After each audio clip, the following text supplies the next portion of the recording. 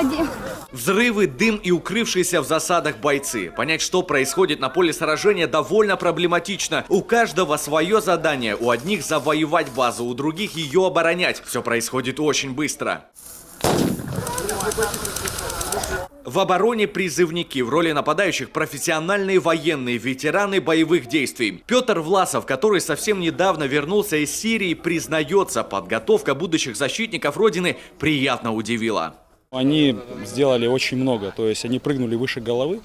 Да, действовали они, конечно, понятно, что они новички, где-то неказистые, где-то что-то неправильно, но все к этому прием через обучение.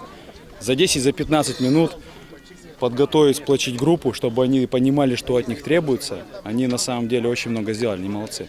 Впрочем, опыт взял свое, и база призывников все-таки пала. Сопротивляться профессионалам было сложно, признаются молодые бойцы. Некоторые даже успели побывать в плену, но ребята не отчаиваются. Для них это ценный опыт. Призывники защищались достойно.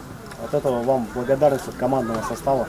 На мероприятии побывала и министр образования, науки и молодежной политики Коми Наталья Михальченкова. Организаторы конкурса «Лучший призывник» предложили ей сделать такие полевые сборы регулярными. Наталья Михальченкова инициативу одобрила.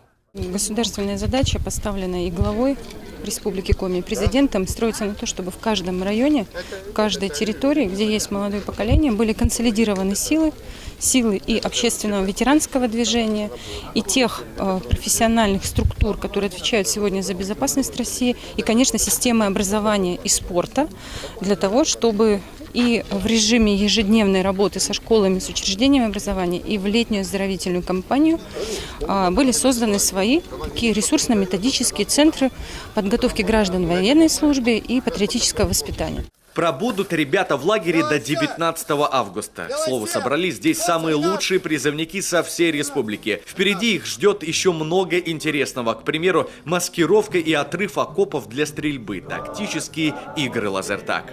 Евгений Ершов, Антон Ворожищев, телеканал Юрган, Сысольский район.